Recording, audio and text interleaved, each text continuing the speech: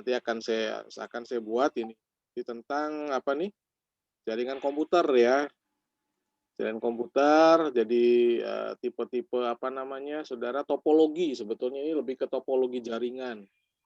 Jadi menjelaskan jenis-jenis topologi jaringan, ya, Anda harus bisa membedakan apa itu LAN, apa itu MAN gitu ya, apa itu WAN gitu kan. Jadi memang kalau kita lihat ada cukup cukup bervariasi karakteristik dari jaringan.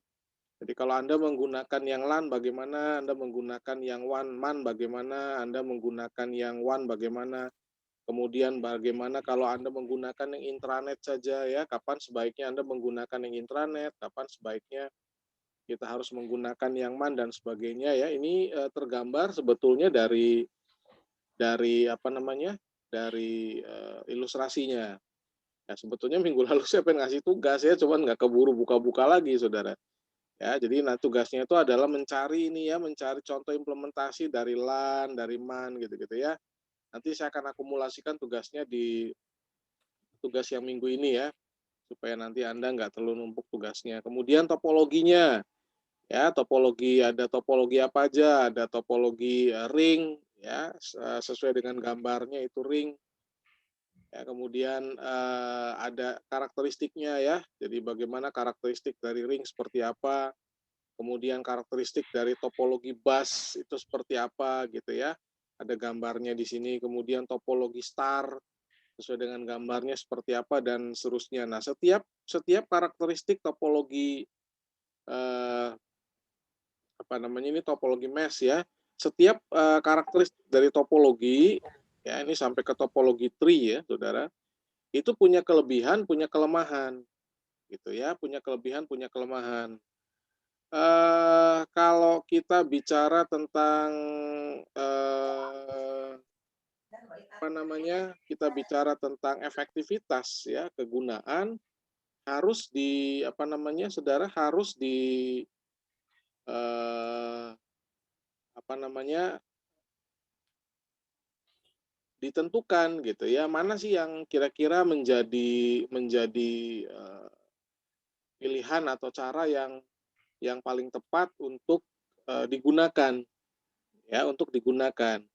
Nah, saya memberikan masukan ke Anda ya, karena saya agak sulit ini memberikan penjelasan secara langsung, Saudara ya. Karena kalau untuk mempraktekkan apa namanya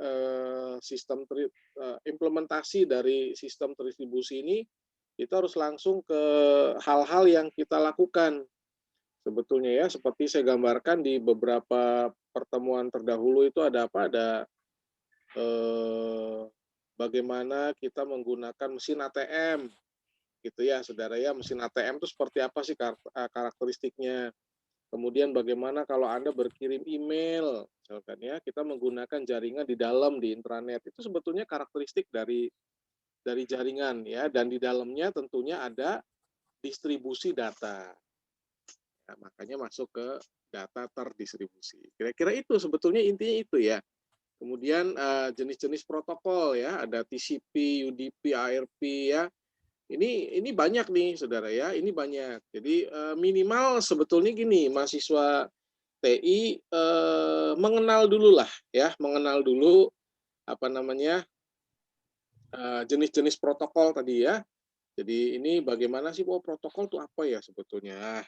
Silakan Anda bisa cari referensi-referensi yang memang diperlukan untuk Anda bisa mengetahui lebih jelas gitu tentang protokol. Ya, ini inti dari pertemuan minggu lalu ya, Saudara ya, dari pertemuan minggu lalu. Jadi saya berikan saran ke Anda, coba cari di mungkin YouTube gitu ya, atau di Google gitu ya, contoh implementasi dari masing-masing topologi ini ya.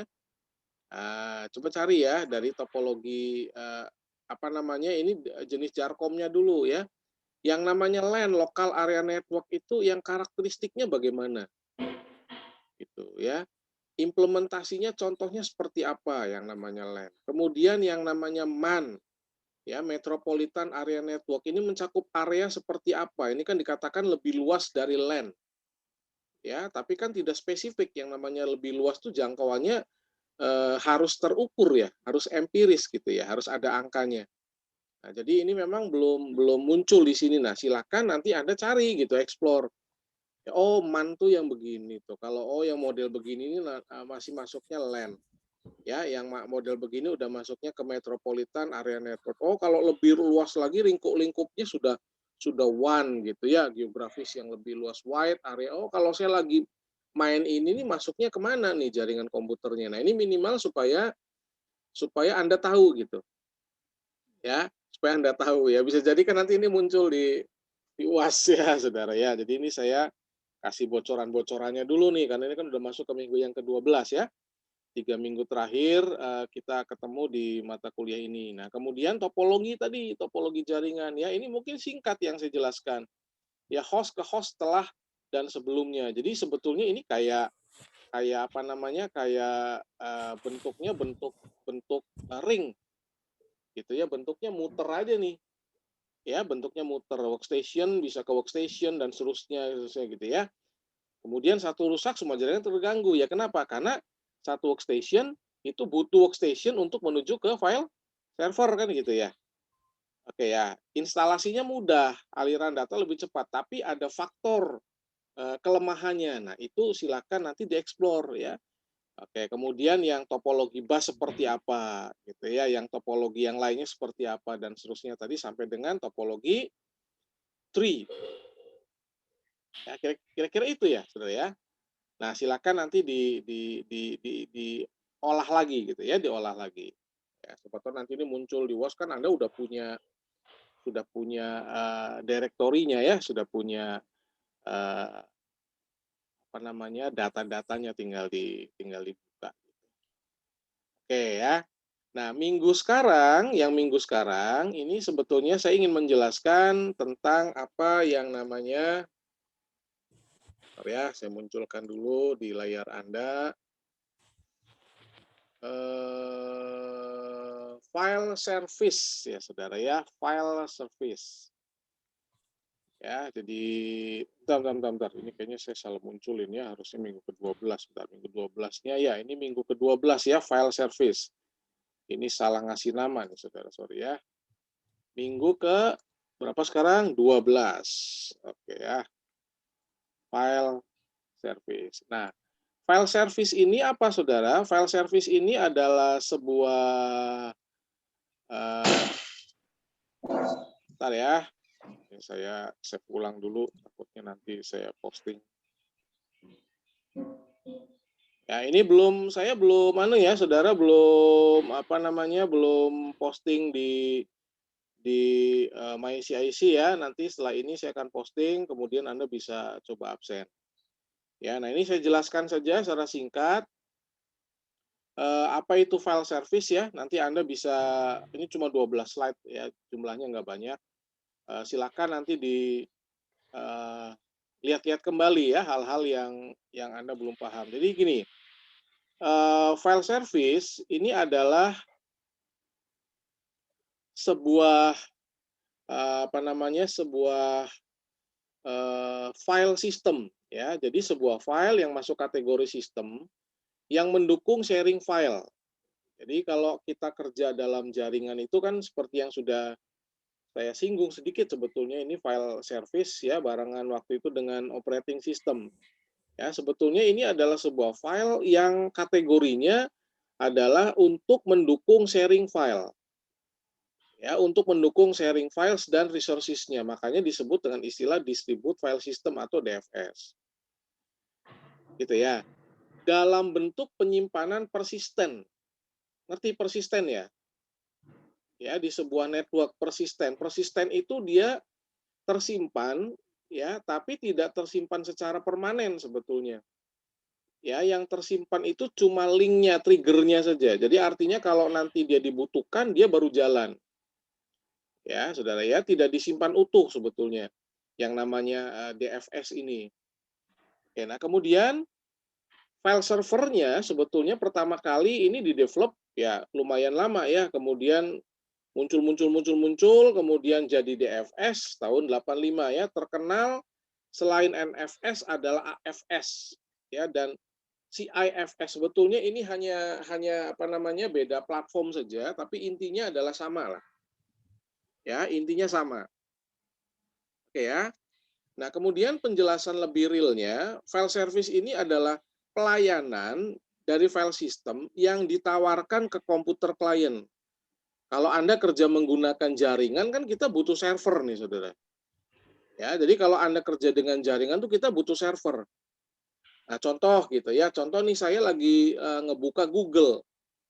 Secara tidak sadar sebetulnya saya lagi connect ke servernya Google. Saya sebagai kliennya. Ya, kalau Anda sedang bermain games, katakanlah yang suka games online nih, ya, Dwi dan kawan-kawan, sebetulnya kalian juga sedang terkoneksi dengan servernya game.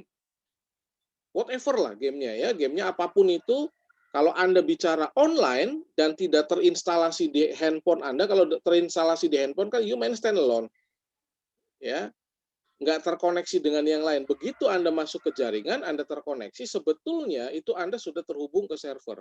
Nggak mungkin nggak ada servernya, pasti ada servernya. Nah, supaya bisa jalan, dibutuhkanlah yang namanya tadi file service. Ya, nah ini adalah sebuah apa namanya, sebuah layanan sebetulnya. Ya, layanan yang ditawarkan ke klien, ke kita.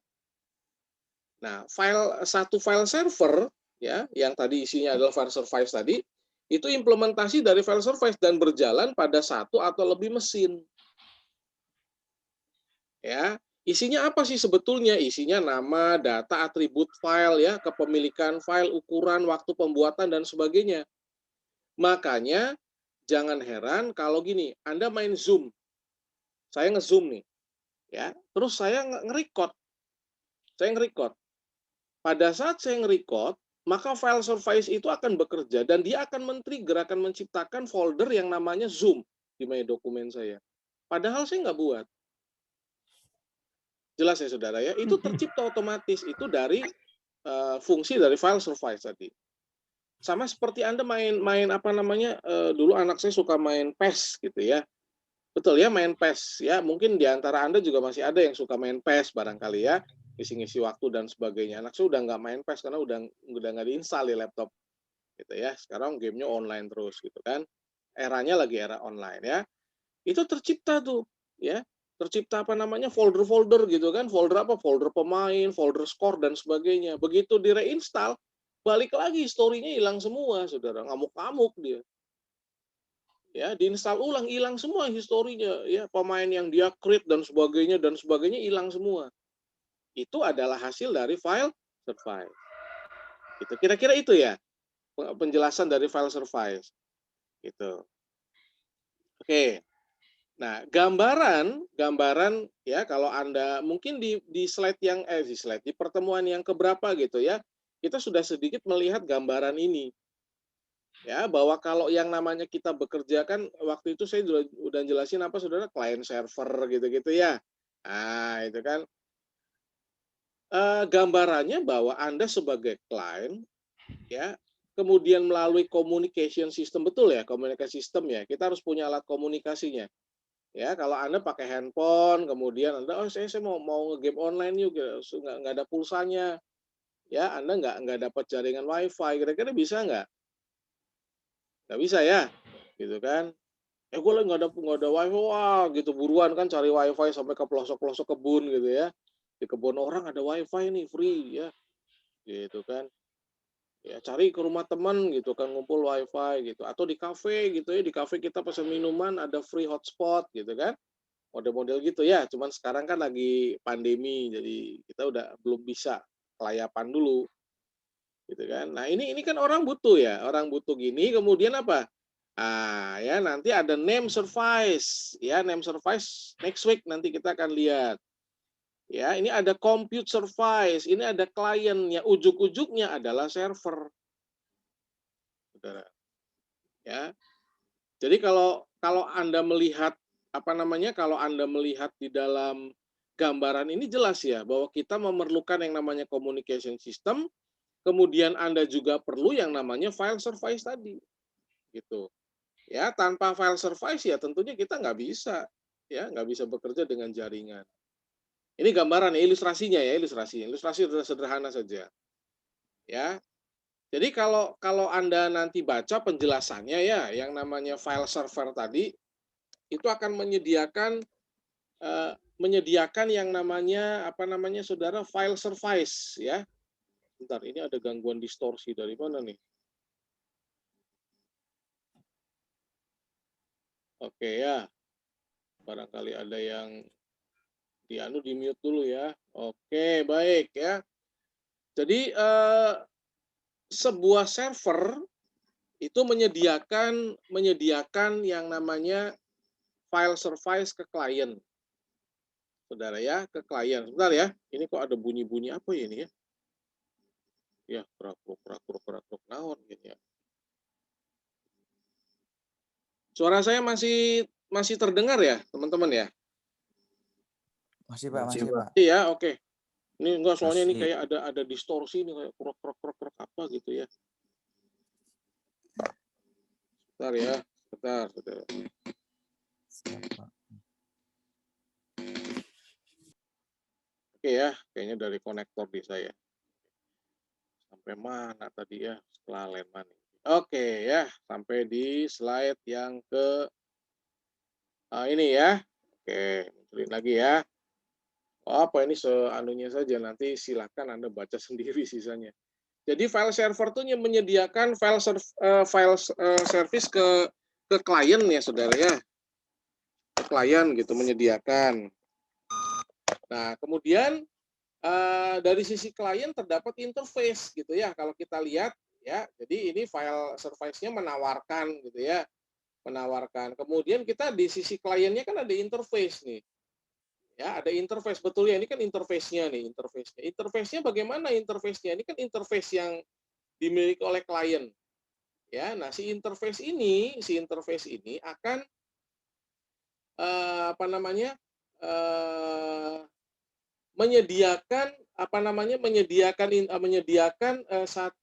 satu tampilan di mana kita bisa melakukan operasi file secara primitive file. Nanti kalau Anda udah masuk ke sistem basis data ya, perancangan basis data, ini akan ketemu nih yang namanya create, delete, read, write dan sebagainya.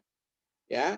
Lah proses ini di dalam file service ya, itu bisa terjadi secara otomatis. Makanya kalau Anda menjalankan sebuah aplikasi, seringkali kok kita ujug-ujug kok kita punya folder ya, kok kita bisa punya folder ini padahal kita nggak bikin foldernya, itu karena create. Ya, kalau kita ngapus kok kita nge-delete gitu ya, kok bisa langsung hilang gitu ya data, itu karena kita ada menjalankan trigger delete sebetulnya. Ya, jadi sisi klien terdapat interface untuk file service dalam operasi primitif. Kita tidak mengetikkan create, kita nggak mengetikkan delete, kita nggak mengetikkan read dan sebagainya. Jadi kalau Anda klik tombol save, ya, tombol save itu write, nah, gitu ya.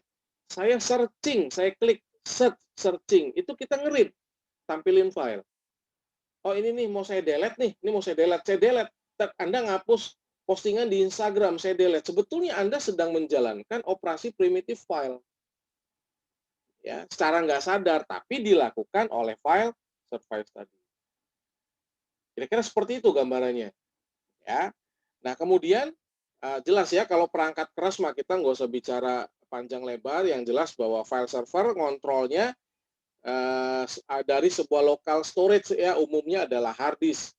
Yang jelas ya, kita nggak mungkin main dalam spesifikasi yang lebih kecil ya, server bahkan kalau kapasitasnya besar ya tentunya akan sangat besar.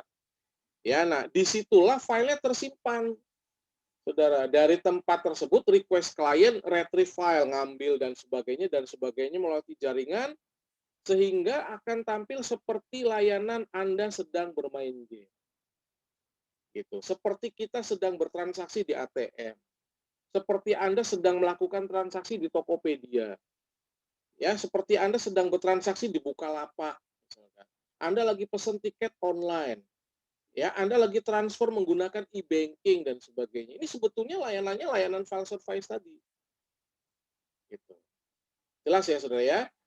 Jadi apa namanya, kita nggak sadar sebetulnya bahwa selama ini kita sudah terkoneksi dengan jaringan dan kita sudah melakukan atau sudah memanfaatkan implementasinya. Ya, kita sudah memanfaatkan implementasinya. Anda mendownload film saja, saudara ya. Anda download film nih.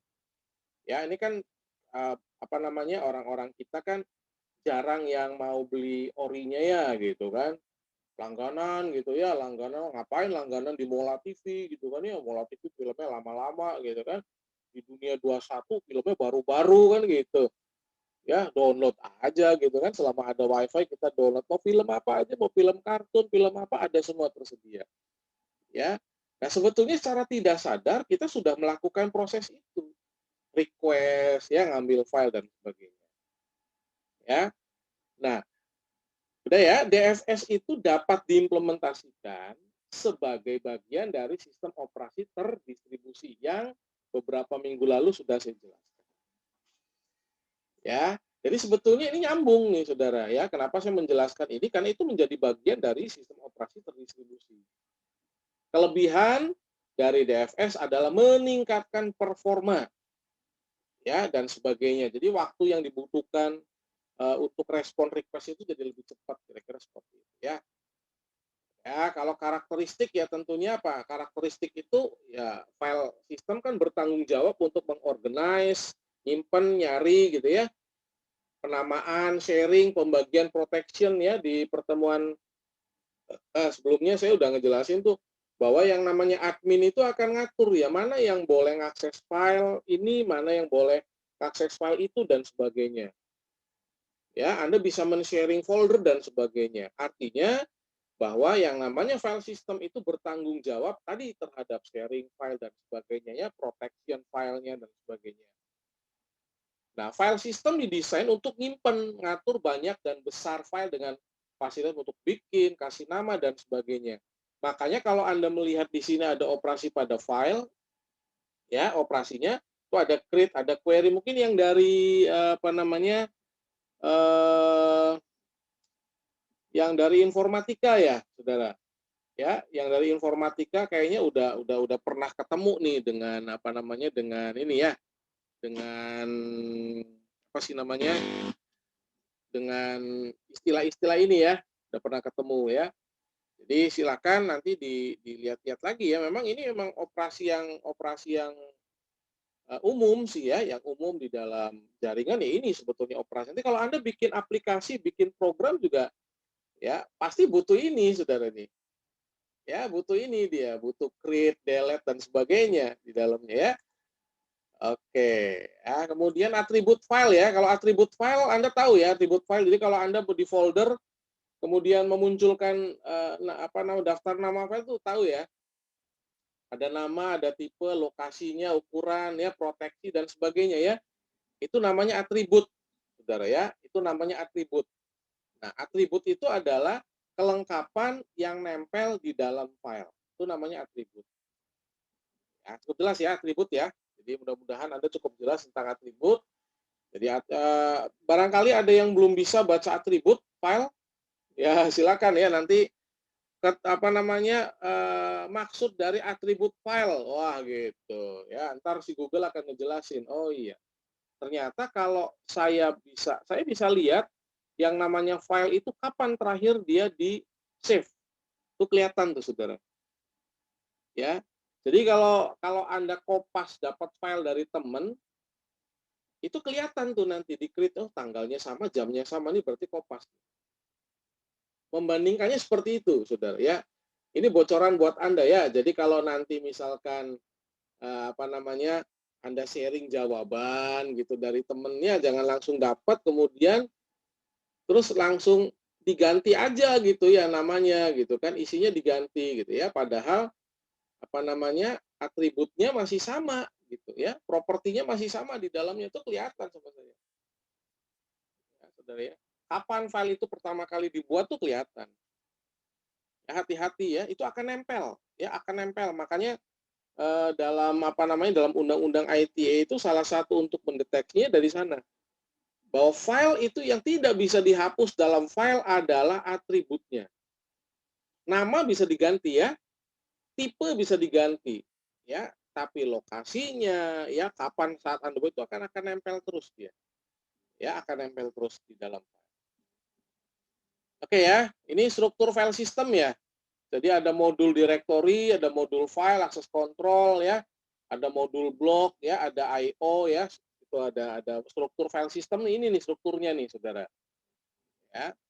Kemudian komponen file service ada apa? Pengoperasian ya, directory dan sebagainya. Nah, kalau nanti Anda melihat lebih jauh nanti di materi sistem operasi ya, ini akan dibahas ya di kita nggak ngebahas tentang ini secara detail, nanti ada di materi sistem operasi. Ya, kalau nggak salah semester 5 itu ada ya, 5 apa 6 itu ada sistem operasi. Nanti kalau kurikulumnya belum berubah ya, saudara ya, ini saya nggak tahu nih kurikulumnya berubah apa enggak. Ya, tapi kalau kurikulumnya belum berubah, harusnya akan diajarkan kembali nanti. Oke ya, kemudian bagian yang lain ya, silakan nanti di penamaan direktori ya, ada mesin, nama pet, ya mesin dan sebagainya. Oke ya, silakan nanti bisa dilihat lagi oleh Anda ya. Nah, kebutuhan file sistem terdistribusi yang pertama adalah transparansi. Ya. Transparansi ini adalah keseimbangan antara fleksibilitas dan skalabilitas, tahu ya? Fleksibilitas dan skalabilitas terhadap kompleksitas dan performansi dalam desainnya. Jadi gini, satu file terdistribusi ini karakteristiknya satu dengan yang lain nggak sama. Kerumitannya nggak sama, ya tergantung tadi fleksibilitas, skalabilitas, ya seberapa sederhana kita mau buat, ya seberapa rumit kita mau buat. Skalabilitas ruang lingkupnya, saudara ya. Kalau yang ruang lingkupnya besar, ya otomatis kebutuhan kerumitan dari filenya akan lebih rumit dibandingkan dengan yang skalanya lebih kecil. Ya, secara otomatis itu. Kemudian concurrent file update, perbaruan file, ya, perbaruan file, ya ini file serentak bersamaan antara server dan klien. Ya, nah kebanyakan sistem mengikuti standar Unix. Unix itu fondasinya Linux. Fondasi dari Linux itu Unix. Sebelum ada Linux itu ada Unix dulu, ada Unix, ada Xenix zaman-zaman dulu tahun 80-an. Sebetulnya fondasinya ini. Lebih ke bahasa mesin, saudara. Ya, lebih ke bahasa mesin. Bahasanya akan rumit sekali karena lebih ke bahasa mesin. Tapi itulah bahasa yang paling cepat diterjemahkan oleh komputer. Jadi kalau Anda melihat bahasa Anda ini dengan human language, ya ini adalah high definition language sebetulnya. Bahasa yang dipahami oleh bahasa manusia sebetulnya berjalan lambat. Kenapa? Karena yang paling cepat dijalankan oleh komputer ya mesin language tadi. Ya mesin language akan sangat cepat dijalankan oleh komputer dibandingkan dengan bahasa yang lain. Makanya mengikuti standar Unix. Gitu ya. Oke, kemudian file replication, tahu ya replication? Replication untuk share load, ya, mempertinggi fault tolerance, ya, dibuat replikasinya, mempertinggi skalabilitas. Oke ya, jadi caching replication ya, replication. Jadi dibuat kalau anda ngambil file video tuh ada bufferingnya lah, itu replication sebetulnya, ya masuknya. Ya, tentunya hardware dan operating system ya, heterogenitas dan kesamaan kebutuhan sangat penting. Kenapa? Karena setiap klien belum tentu dia OS-nya sama, hardware-nya sama dan sebagainya. Ya, jadi harus memang dilihat dari banyak hal ya. Fault tolerance. Ya. File service harus terus-menerus beroperasi walaupun terjadi apa, Saudara? Terjadi kesalahan atau error. Ya, bayangkan kalau ATM tiba-tiba berhenti gitu ya. Lagi melayani, waduh bisa kacau balau ya. Konsisten betul ya. Keamanannya ya dan sebagainya. Ya, efisiensi ya harus dapat melayani perbandingan apakah lebih baik atau sebagainya. Ya, ini ada arsitekturnya ya. Bisa muncul arsitekturnya sedikit antara klien komputer dengan server komputer. Jadi sebetulnya yang namanya gambaran umumnya bahwa yang namanya klien itu kan ada application program ya, ada modulnya gitu ya. Kalau Anda menjalankan game kan ini kan aplikasinya game. Ya, service komputer itu isinya directory tadi. Ya, directory buat nyimpen data sebetulnya. Ya, ada flat, ada directory. flat, beroperasi sisi file ya, unik dan sebagainya lah ya. Silakan nanti Anda baca. Oke ya. Ini ada NFS arsitektur ya. Oke, ini gambaran ya, gambar ada unik. Ini sebetulnya standarnya unik ya, makanya saya mencoba menuliskannya ini dengan Unix karena memang dasarnya Unix adalah kernel gitu ya. Ada virtual, dan sebagainya. Jadi kalau Anda melihat bahwa oh ternyata di dalam klien komputer saya itu ada virtual file systemnya, ya betul ya, ada unique file system dan sebagainya. Oh di sisi server itu ada apa? Ada NFS server. Kalau di sisi klien ada NFS klien. Ini ada unique file system, di sini ada juga ada unique file system. Jelas ya? Penjelasannya silakan dibaca ya saudara ya. Ini ada penjelasannya silakan dibaca. Baik ya. Baik. Ini ada apa namanya penjelasan tentang NFS dan sebagainya ya. Silakan dibaca-baca dulu lah nanti ya. Dibaca-baca dulu ya. Nah, ini penjelasan dari Baik. arsitekturnya. Oke. Nah, ini materi yang nanti akan saya posting di apa namanya di layar Anda ya. Yang akan saya posting di layar Anda, di sistem Anda nanti saya posting. Ya, nah, barangkali ada tambahan informasi ya yang bisa saya berikan bahwa pertemuan kita di 2 minggu kayaknya ini kita akan online sampai di minggu yang terakhir ya. Karena ini saja kan kita lagi apa namanya nih saudara lagi apa namanya PPKM, nih Pak. istilahnya PPKM ya. Ada Iya, yang Pak. tahu kepanjangan PPKM? Saya kemarin tanya Pak. Pak PPKM itu apa? Aduh, apa ya PPKM? Ya pembatasan lah kegiatan masyarakat gitu kayaknya belakangnya gitu ya PP-nya naon apa ya PPKM gitu ya yang jelas apa namanya pembatasan gitu ya pembatasan mobilitas sebetulnya ya PPKM itu ya ini saya nitip ke Anda hati-hati ya saudara barangkali Anda dapat apa namanya dapat posting-postingan ya dari medsos dan sebagainya ada yang benar ada yang hoax ya hati-hati mencermatinya ada yang benar ada yang hoax.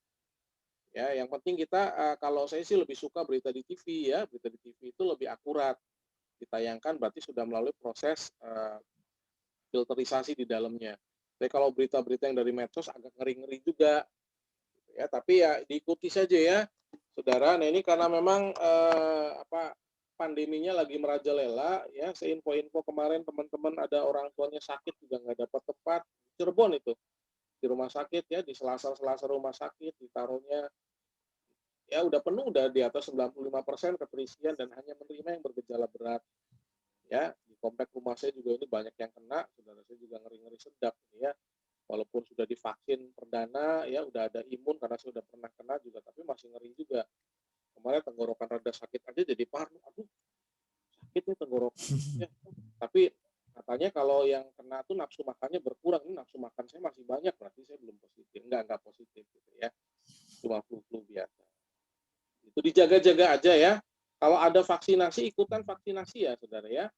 Ikutan vaksinasi. Jadi nggak apa-apa ya, di mana aja lah, puskesmas, di mana saya kemarin mah di Arahanut. Nanti tanggal 26 insya Allah ikut vaksinasi. Oke ya, itu saja karena kita udah less than 1 minute. Nanti ini saya posting ke YouTube, terus Anda bisa download barangkali ada yang belum sempat dengar ya. Baik, terima kasih. Sebentar saya akan posting QR code-nya ya. Terima kasih untuk perhatiannya dan saya tutup dengan Assalamualaikum warahmatullahi wabarakatuh. Salam sehat untuk semuanya. Waalaikumsalam warahmatullahi wabarakatuh. Waalaikumsalam. Makasih, Pak ya. Ya, makasih banyak ya. Jaga-jaga kesehatan kalian semua ya. Baik, Pak. Iya Pak, terima kasih. Ya, thank you. Terima kasih banyak.